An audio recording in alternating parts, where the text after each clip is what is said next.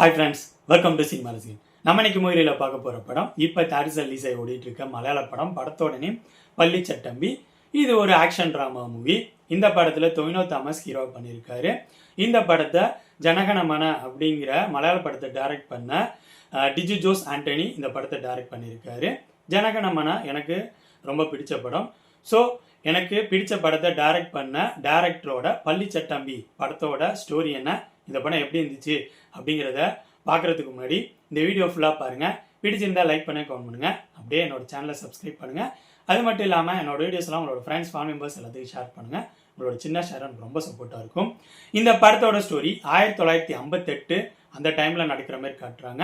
கேரளா கவர்மெண்ட்டில் கம்யூனிஸ்ட் ஆட்சியை பிடிச்சி கேரளாவை ஆட்சி பண்ணிட்டு இருக்காங்க. ஆனால் இவங்களோட ஆட்சியில் மதங்கள் அழிக்கப்படுறதாகவும், குறிப்பாக கிறிஸ்டின்ஸ் எல்லாத்தையும் மத மாற்றம் செஞ்சு சர்ச்செல்லாம் இடிக்கப்படுற விஷயங்கள் நடக்குது. இதனால சர்ச்செல்லாம் காப்பாற்றுறதுக்காக கிறிஸ்டபர் ஃபோர்ஸ் அப்படிங்கிற ஒன்று உருவாக்கப்படுது. ஒரு கிறிஸ்டபரும் ஒரு சர்ச்சை பாதுகாக்கிற லெவல் அவங்களுக்கு ஸ்கில்லாம் உருவாக்கி அவங்க ஒரு சர்ச்சையும் பாதுகாத்துட்டு இருக்காங்க. இப்படி இருக்கிற சூழ்நிலையில காணியார் அப்படிங்கிற ஒரு வில்லேஜில் இருக்க சர்ச்சுக்கு இதேமாரி கம்யூனிஸ்ட் அவங்களால ஒரு ஆபத்து வருது. ஸோ அந்த சர்ச்சை பாதுகாக்கிறதுக்காக கிறிஸ்டபரா டொவினோ தாமஸ் காணியாருக்கு போறாரு. இதுக்கப்புறம் படத்தில் நடக்கிற சம்பவங்கள் தான் பள்ளி சட்டம்பி. இந்த படத்தை பற்றி சொல்லணும்னா என்னை பொறுத்த வரைக்கும் இந்த படத்தோட டெக்னிக்கல் விஷயங்கள் செமையாக இருந்துச்சு.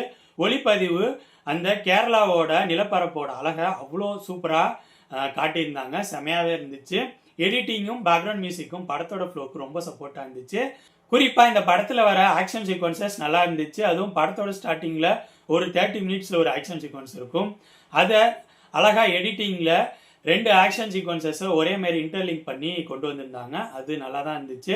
அடுத்தது அந்த படத்தில் நடிச்சவங்களோட பர்ஃபார்மன்ஸ் பற்றி சொல்லணும்னா என்னை பொறுத்த வரைக்கும் எல்லாருமே நீட்டாக பர்ஃபார்ம் பண்ணியிருந்தாங்க. குறிப்பாக டொவினோ தாமஸ் வழக்கம் போல் அவரோட பெஸ்ட் பர்ஃபார்மன்ஸை இந்த படத்தில் கொடுத்துருந்தாரு. நெக்ஸ்ட் இந்த படத்தோட ஸ்க்ரீன் பிளே பற்றி சொல்லணும்னா படத்தோட ஸ்டார்டிங்லேருந்து ஃபர்ஸ்ட் 30 மினிட்ஸ் எனக்கு நல்லா இருக்கிற மாதிரி தான் ஃபீலை கொடுத்துச்சு.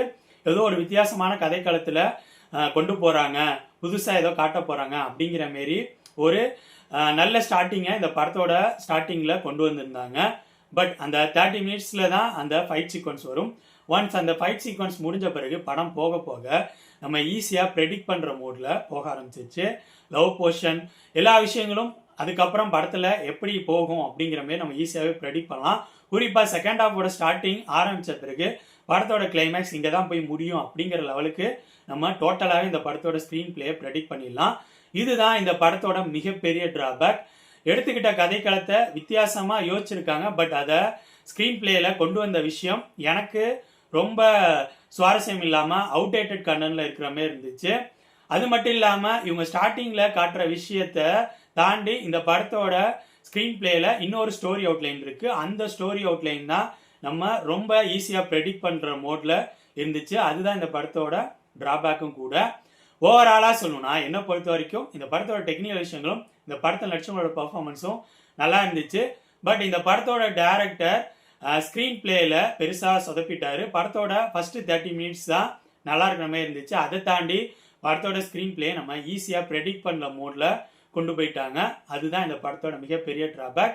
ஸோ இந்த படம் ரொம்ப அவுடேட்டட் கண்டென்ட்டோட இருக்கிறதுனால என்னை பொறுத்த வரைக்கும் ரொம்ப ரொம்ப சுமாரான படம். இந்த படம் இப்போ தாரிஸ் ரிலீஸ் ஆகி ஓடிட்டு இருக்கு. ஸோ என்னோட ரிவ்யூ பேஸ் பண்ணி முடிவு பண்ணிக்கோங்க இந்த படத்தை பார்க்கலாமா வேணாமான்னு. பள்ளி சட்டம்பி படத்தை பற்றிய என்னோட ஒப்பீனியன் இதுதான்.